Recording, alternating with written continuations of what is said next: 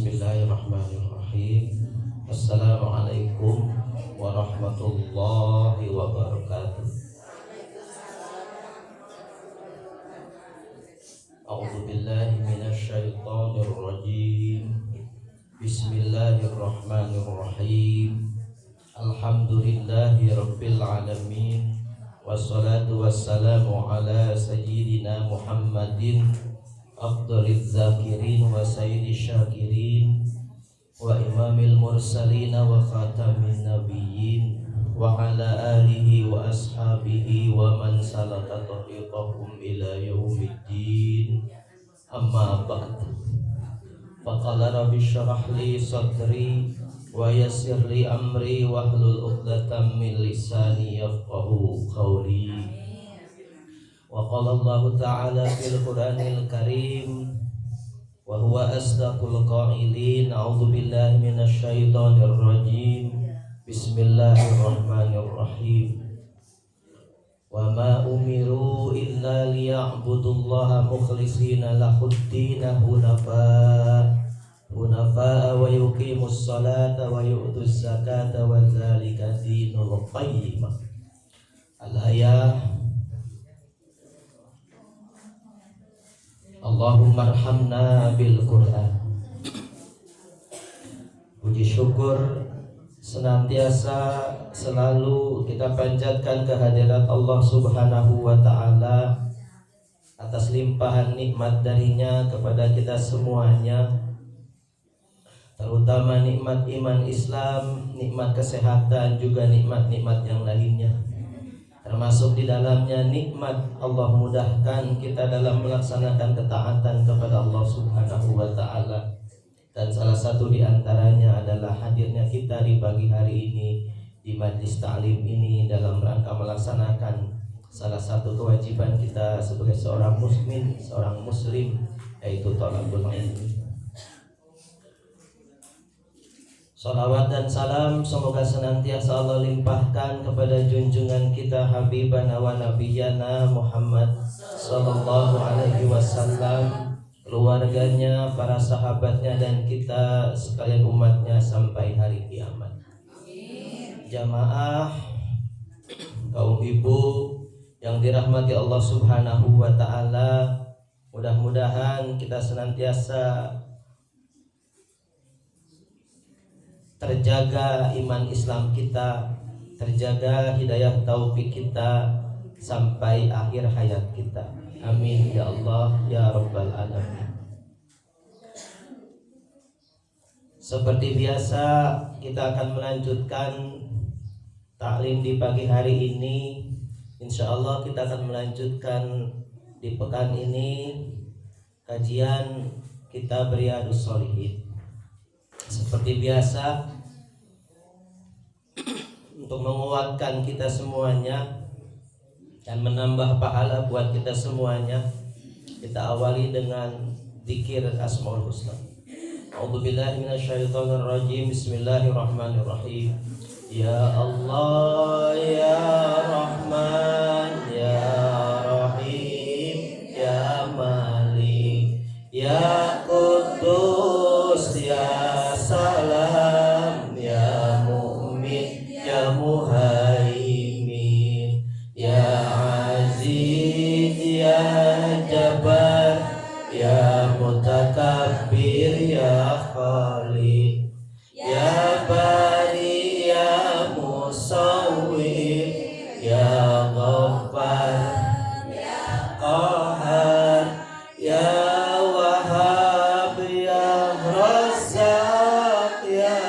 Fatah, ya Alim, ya Qabir, ya Basir, ya Khafir, ya Rafi, ya Mu'iz, ya Mudhil, ya Sami, ya Basir, ya Hakam, ya Adab, ya Latif, ya Khabir, ya Halim, ya Aziz.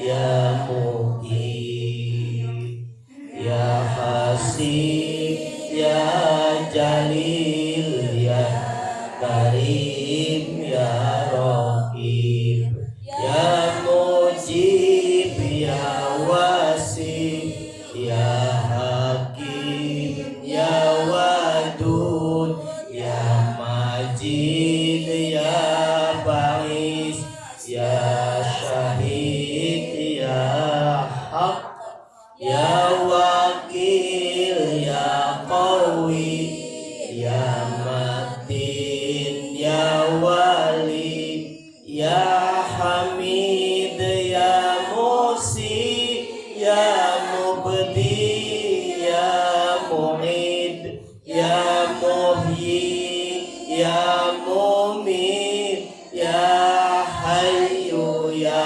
Qayyum, ya Wajid, ya Majid, ya Wahid, ya Ahad, ya Samad, ya Qadir, ya Muqtadir, ya Muqaddim, ya Muakhir, ya Awal, ya Akhir, ya Zahir, ya Batin, ya Wali, ya Muta'ali, ya Bar, ya Tawwab, ya Muntaqim, ya Afu, ya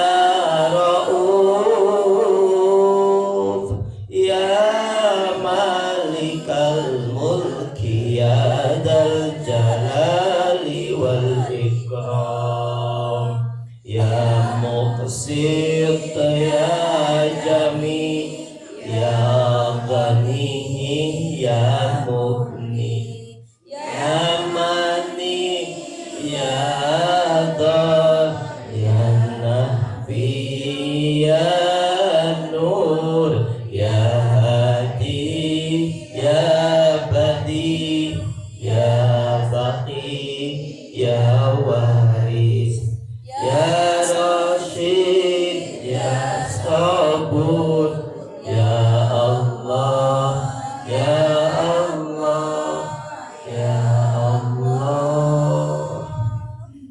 Alhamdulillahirabbil alamin. Insyaallah kita akan melanjutkan bahasan tentang ikhlas di kitab Riyadhus Shalihin ini. Kita akan melanjutkan hadis-hadis yang berkaitan dengan ikhlas. Setelah kemarin kita sudah bahas beberapa hadis tentang dasar-dasar keikhlasan yang didasari dengan peristiwa hijrahnya Rasulullah SAW menjadi standar untuk umat Islam dalam menentukan amal yang akan dilakukannya, bahwa setiap amal ditentukan oleh niatnya. Hari ini kita akan melanjutkan hadis berikutnya, yaitu hadis dari Bunda Aisyah radhiyallahu anha. Beliau berkata bahwa Rasulullah SAW pernah bersabda, la hijrata ba'dal fathi walakin jihadun wa niyyatun wa idastunfirtum fangfiru, muttafaqun alaih. Hadis Bukhari Muslim. La hijrata, tidak ada hijrah, ba'dal fathi, setelah Futuh Mekah. Jadi hijrah fisik yang seperti terjadi di kota Mekah tidak akan terjadi lagi, karena Mekah setelah itu menjadi Darul Islam menurut Imam Nawawi dalam tafsir hadis ini. Jadi tidak akan lagi terjadi hijrah setelah terjadinya Futuh Mekah. Dulu hijrah Rasulullah dari Mekah ke Madinah. Walakin jihadun wa niyyatun, tetapi yang tetap ada sampai hari kiamat adalah jihad, hijrah dalam rangka jihad.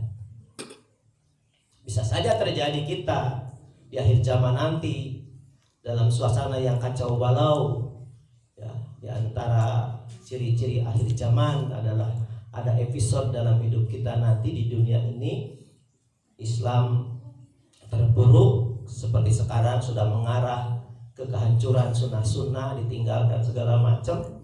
Saat itu mulai ditinggalkan, kemudian akan terlewati kembali, terlalui kembali. Islam akan bangkit lagi satu kali lagi sebelum hari kiamat terjadi. Saat itulah jihad akan dikumandangkan. Saat itulah mungkin saja terjadi. Tetap ada hijrah, tetap ada mobilisasi kaum muslimin dari tempat-tempat darul kufur, karena akan terjadi daerah-daerah Islam nanti akan dikuasai oleh orang-orang kafir, nanti direbut kembali di masa-masa akhir sebelum hari kiamat terjadi. Jadi jihad akan tetap ada, hijrah itu ada dalam jihad itu. Wa niyatun, dan niat amal. Ya, niat amal itu, makanya hijrah itu ada makna fisik, ada makna non fisik. Makna non fisik dalam hadis yang lain, wal muhajiru manahallahu anhu. Yang berhijrah itu adalah orang yang meninggalkan dari yang dilarang oleh Allah Subhanahu wa taala. Kalau kita maksiat, berhenti dari maksiat, itu hijrah. Dan hakikat hijrah itu. Tadinya tidak menutup aurat, kita menutup aurat, itu hijrah. Makanya ada kelompok artis hijrah, ya, yang diprakarsai oleh siapa, Untung dan teman-teman, ya. Itu artis-artis yang berhenti dari dunia artis, dari peran-peran yang diharamkan oleh Allah Subhanahu wa taala, karena berperan sebagai suami, berpasangan dengan perempuan yang itu bukan istrinya, kemudian berpegangan, bahkan berciuman, berpelukan, tidur seranjang, gitu. Itu berhenti. Ada artis yang klop, suaminya artis, istrinya artis, berperan bersama dalam film, nggak ada masalah, itu suami istri, gitu. Tapi yang bukan suami istri mah haram. Kan tujuannya baik, ini niatnya juga filmnya film religius, niat yang baik, tidak menghalalkan segala cara, itu, ya. Jadi niatnya baik, ingin bikin film wali songo segala macam, tapi berperan sebagai istri wali yang dia bukan suami sah kita, si istri itu tetap saja haram kok. Nah, hijrah itu artis berhenti dari dunia filmnya, dunia perannya, berkumpullah dalam komunitas yang besar, yang sering Ustaz Umar Mita ngisi di situ, Ustaz Adi Hidayat dan ustaz-ustaz yang lain, gitu. Nah, itu hijrah. Niat hijrah itu yang akan tetap ada. Wa idastungfirtum fanfiru. Bila diseru untuk berangkat, maka berangkatlah. Kalau sekarang ini ada kaum muslimin tempatnya tidak aman untuk melaksanakan Islam, kemudian ada perintah dari penguasa, misalnya khususnya pemerintah Islam, supaya kita bergerak, maka harus bergerak. Supaya pindah, maka pindah. Supaya siap-siap, maka siap-siap. Itu akan tetap ada. Nah, itu dihitung oleh niat kita. Hadis yang kedua, wa an Abi Abdillah Jabir bin Abdillah Al-Ansari radhiyallahu anhu maqala kunna ma'an nabi. Nah, ini hadis memperkuat kembali tentang ikhlas. Kunna ma'an nabi, dan fungsi ikhlas.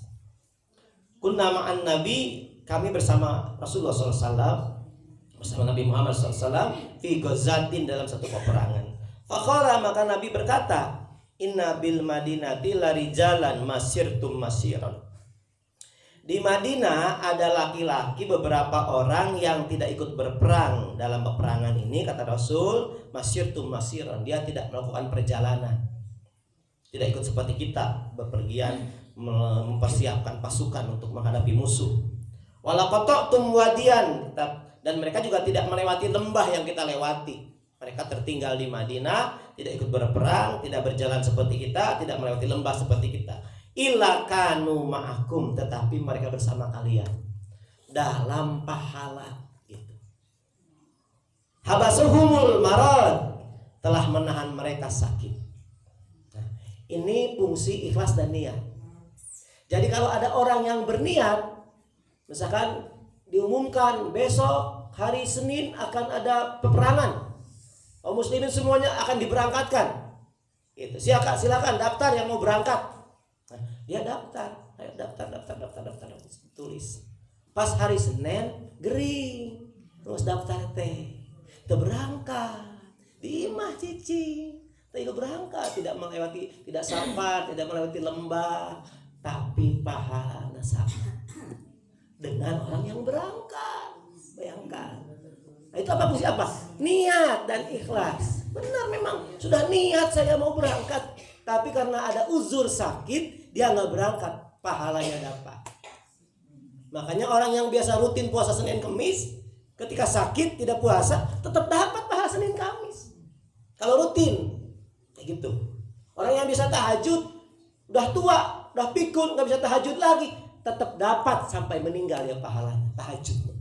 Masya Allah ya, luar biasa itu. Yang biasa duha tidak pernah meninggalkan duha sesibuk apapun, pasti sempat walaupun 2 rakaat misalkan. Saat dia sakit sudah tidak bisa lagi sholat duha, bahkan sudah ingatannya sudah mulai tidak ingat gitu ya, seperti orang-orang yang sudah tua banget gitu, nggak ingat sholat segala macam. Saat itu pahala sholatnya tetap mengalir. Masya Allah. Itulah penghargaan Allah untuk kita yang istiqomah dalam amal kebaikan. Orang yang bisa sedekah terus saat benar-benar tidak punya uang sama sekali, dia akan tetap dapat pahala sedekah saat dia tidak punya uang. Kayak gitu. Masya Allah. Makanya amal kebaikan jangan dihentikan. Sekecil apapun jangan dihentikan sama sekali. Habasuhumul marad wa fi riwayatin ila syarakukum fil ajri, tapi mereka berserikat dalam pahala. Begitu. Tadi itu udah komitmen ya Rasul, aku mau ikut perang hari Senin. Tapi saat hari Senin dia sakit. Itu. Berarti orang Ahad besok ngaji ke kamar kita Sabtu. Pas hari Sabtu nanti encok ngekambu. Itu bisa lempang. Dapat pahala tetap karena sudah niat, ikhlas, ngaji, dapat pahala. Kayak gitu. Kayak ibu-ibu yang kemarin datang ke sini libur ya, karena nggak ada dapat informasi. Perjalanan dari Warung-Burung ke sini itu tetap dihitung pahala oleh Allah, walaupun ngaji tidak terlaksana, pahala taklimnya dapat. Kayak gitu. Itulah amal kebaikan yang istiqomah dilakukan oleh kita. Jadi jangan menghentikan amal kebaikan. Makanya ada hadis silaturahim, kalau kita punya orang tua, apa yang suka dilakukan oleh orang tua kita yang baik, yang bisa kita lakukan, lanjutkan oleh kita. Misalkan orang tua kita suka sedekah apa ke siapa gitu, lanjutkan itu setelah dia meninggal gitu. Biar kita dapat bagian pahalanya ketika kita pun sudah meninggal nanti gitu. Walaupun sekalipun sudah berhenti, beliau tetap dapat, tapi dia dapat tambahan lipat ganda pahala ketika dilanjutkan oleh keturunannya amal itu. Jangan disetop ya, disetop akhirnya stop. Buat beliau doang, tidak sampai ke kita pahalanya. Ini uzur. Hadis ketiga, rawahul Bukhari an Anas radhiyallahu anhu qala, raja'na min ghazwati Tabuk. Kami kembali dari perang Tabuk ma'an Nabi sallallahu alaihi wasallam, bersama Nabi Muhammad sallallahu alaihi wasallam. Faqala inna aqwaman khalfana bil Madinah. Ada sekelompok sahabat yang tertinggal di Madinah. Masalakna syibban wala wadiyan illa wahum ma'ana. Tetapi mereka tidaklah kami melakukan perjalanan, tidaklah kami menyusuri lembah kecuali mereka juga bersama kami dalam pahala. Ya, hadisnya sahih semua, dua-duanya hadis sahih. Ya.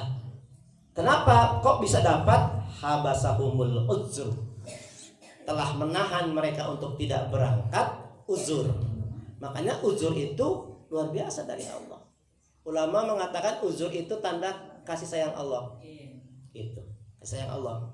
Uzur itu kalau kita safar lebih dari 80 km boleh jamak qashar kayak gitu. Manfaatkan uzur itu. Nggak harus full sholatnya 4 rakaat kalau zuhur, tapi boleh dipotong jadi 2 rakaat.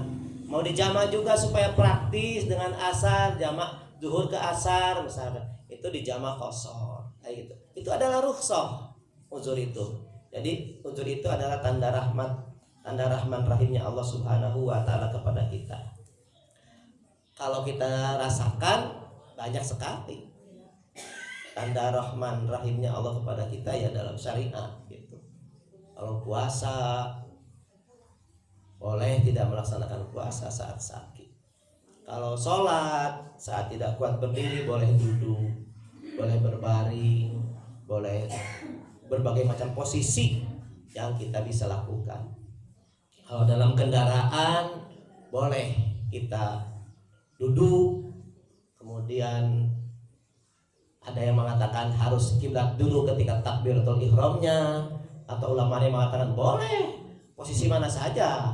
Bayangkan saja kita sedang menghadap kiblat karena posisinya tidak sedang normal gitu. Kalau di hutan kita bingung menghadap kiblat kemana, sholat di hutan, pohonnya galalade, hese, coba bingung, kemana coba nggak bilang, nggak bawa kompas gitu, nggak tahu arah, yakini saja, asalnya kan dia, walaupun kalau sebenarnya suka salah. Kemarin teman-teman di dia sholat, ngarep itu, dia kemarin ini nggak bisa, ada itu ngarep, untuk hanya awan karena sarakat, Allahu Akbar, salah jadi itu. Zon kita, tapi kalau di hutan mah boleh, kalau nggak ada yang tahu, nggak ada yang ngasih tahu mah boleh kemana saja arah sholat kita. Yaitu itu adalah uzur. Jadi luar biasa ya. Dari beberapa hadis yang kita bahas dari kemarin itu menunjukkan ikhlas itu adalah kunci liqabulil amalis sholih gitu. Kata Ibnu Rajab, ikhlas itu kunci liqabuli amalis sholih, dikunci syarat diterimanya amal sholih, ikhlas itu. Jadi kita juga belum tahu nih selama ini amal kita ikhlas apa enggak, karena tipis sekali ikhlas itu dengan ria, tipis banget batasannya. Jadi seperti kulit ari ya, tipis banget ya. Itu bisa sobek langsung pecah itu. Halus banget itu, harus tidak itu. Satu itu. Yang kedua, untuk menentukan amal kita diterima apa tidak itu. Ikhlas memang, tapi ketika niatnya salah nggak diterima oleh Allah Subhanahu wa taala. Jadi ikhlas itu menentukan syarat diterimanya amal, kemudian syarat ditentukannya oleh Allah diterimanya tidak pahala amal kita itu. Itulah hadis-hadis ini menunjukkan itu. Maka kita manfaatkan pemahaman kita tentang ikhlas di hadis-hadis ini yang sudah kita bahas ini, bahwa ikhlas itu menentukan amal. Kita ingat dengan kitab At-Tazkirah Imam Al-Qurtubi yang bahas tentang 3 orang pertama yang dihisab, yang diadili adalah 3 orang yang merasa yakin amalnya diterima itu, dan berusaha untuk berdusta kepada Allah di hari kiamat, di hari pengadilan gitu. Dipanggil 3 orang itu, orang kaya, orang berilmu, dan orang yang berjihad. Satu-satu dipanggil. Sahih hadisnya. Panggil orang kaya. Apa yang kamu lakukan dengan hartamu? Aku sudah bersedekah ya Allah, berinfak ya Allah, demi mengagungkan namamu ya Allah, karenamu ya Allah gitu. Langsung dibantah oleh Allah, kadzabta, dusta kamu. Kamu itu bersedekah, berinfak supaya kamu dipanggil orang dermawan, panggil orang yang baik, orang yang hebat, luar biasa. Itu kan halus di hati kita. Bisa nggak kita merasakan? Ada nggak yang kayak gitu di hati kita nih? Coba rasakan. Tipis sekali itu. Makanya dia merasa harusnya masuk surga nih dengan sedekahmu. Ternyata dia tidak masuk surga dengan sedekahnya, karena didustakan oleh Allah Subhanahu wa taala. Orang yang berilmu, yang belajar, yang mengajarkan ilmu, tanya sama Allah, apa yang kau lakukan dengan ilmumu? Aku menuntut ilmu, mengajarkan ilmu karenamu ya Allah, mengagungkan namamu ya Allah. Gitu. Tapi apa kata Allah? Kadzabta, engkau dusta. Engkau menuntut ilmu, mengajarkan ilmu demi untuk supaya orang menghadapmu. Engkau ingin dipandang sebagai orang yang mulia di hadapan orang lain, diagungkan, dimuliakan, dihormati. Maka dia dilempar ke dalam neraka. Dan yang terakhir orang yang berjihad. Apa yang kau lakukan dalam peperangan? Aku sudah berjihad demi menegakkan kalimat-Mu ya Allah. Li'ai kalimatika ya Rabbi. Kata Allah, kadzabta, dusta kamu. Kamu ikut berperang, berjihad karena ingin dipanggil sebagai pahlawan, orang yang berjasa dalam hidup. Dilempar ke Allah ke neraka. Masya Allah. Kita sangat khawatir kalau amal kita ternyata banyak yang kosongnya, yang ditolak oleh Allah Subhanahu wa taala. Makanya kenapa ya Imam Al-Ghazali, Ibnu Rajab dan Ibnu Qayyim Al-Jauziyah ngarang kitab Tazkiyatun Nufus. Di bab pertamanya sama seperti Riyadhus Shalihin ini. Yang bab pertamanya tentang ikhlas. Tentang ikhlas. Dibahas tentang ikhlas. Bahwa ikhlas itu sangat berat sekali. Jadi Allah itu adalah zat yang pencemburu. Allah itu pencemburu. Allah nggak mau tujuan kita kepada Allah itu ditandingi dengan yang lain. Makanya yang lebih selamat adalah amal itu karena Allah, jangan karena yang lain. Jangan duha ingin luas rezeki, jangan tahajud ingin mulia walaupun ada isyaratnya, jangan. Aku tahajud melaksanakan sunnah karena Allah, seperti contoh Rasulullah SAW. Jangan aku ingin tahajud supaya sukses, goal, jadi caleg, supaya warungku maju dan laku. Aku duha setiap hari. Jangan. Nanti dapat bagian itu dilakukan warungna, lulus jadi caleg, tapi menang bagian di akhirat. Lihat Hud 15:16. Ibu ya, PR kan. Nanti ke rumah punya terjemahan, buka Hud 15:16. Surat Hud ayat 15-16. Itu dua ayat itu yang membuat para sahabat menangis setiap hari kalau baca ayat itu. Kenapa? Mengisyaratkan di situ bahwa kita sebagian besar manusia ketika hidup itu yang dirasakan ingin diraih itu dunia selalu, dunia. Kalau itu tujuannya, kata Allah, aku kasih kamu dunia. Tetapi tidak dikasih bagian di akhirat. Yang paling serem disediakan neraka justru. Kenapa? Sudah menduakan Allah dalam amal. Makanya Allah nggak mau ditandingi dalam amal. Kita belajar karena Allah. Kalau ada yang menghalangi urusan dunia, tawakuf kita. Itu. Sudah berbuat baik sama orang, dibalas buruk. Kesel tuh? Kesel. Keuyahan. Sudah baik dibaik-baikin malah jelek sama aku. Sudah, nggak usah dipikirkan, tawakuf saja. Oh, biar sama Allah dibalasnya. Itu manusia makan poho, sifatnya al-insan malul khotawan nisyan. Allah mau poho karena kehalusan orang. Manusia mah sok poho. Nggak usah diingatkan, nggak usah. Mana inget tuh baheula dibere injem duit ku urang. Ayeuna urang injem duit dibere, ulah langsung tuh. Song pahalana leungit, habis tersapu bersih itu. Itulah kita. Berarti hatinya yang harus diluruskan. Tapi manusia sekali. Iya, itulah. Makanya memang luar biasa ikhlas itu. Ikhlas itu amal tertinggi. Ikhlas itu amal tertinggi. Di atas. Gitu. Kalau kita lengah, segera istighfar kepada Allah. Kalau kan kita memang orang yang seperti ini ya. Ayah kesalna, ayah ambakna, segala macam, ayah dendamna gitu. Tapi itulah bimbingan dari Allah melalui lisan Rasul dalam hadis-hadisnya. Supaya apa? Allah itu ingin amal yang dipersembahkan kepada Allah itu yang bersih, murni.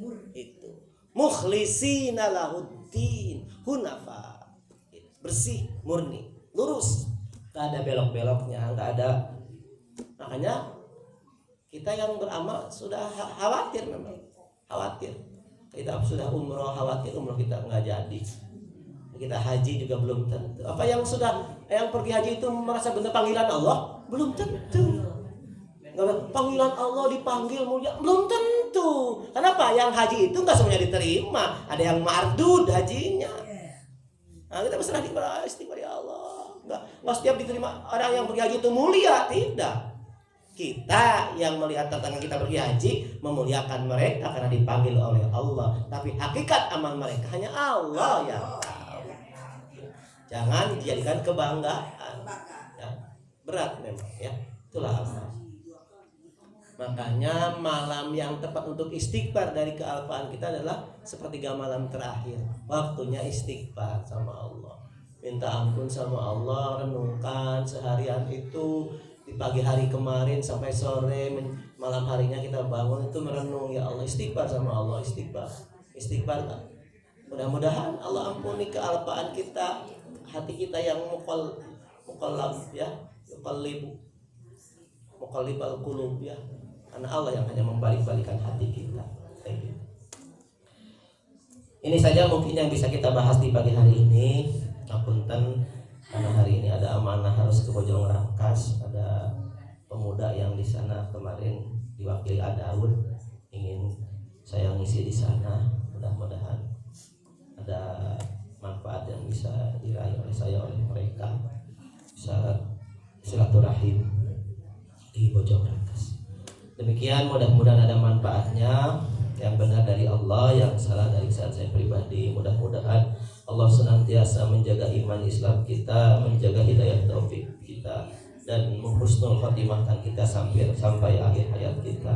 Amin ya Allah ya Rabbal alamin. Kita akhiri dengan doa kafaratul majlis. Subhanakallahumma wa bihamdika asyhadu an la ilaha illa anta astaghfiruka wa atubu ilaik.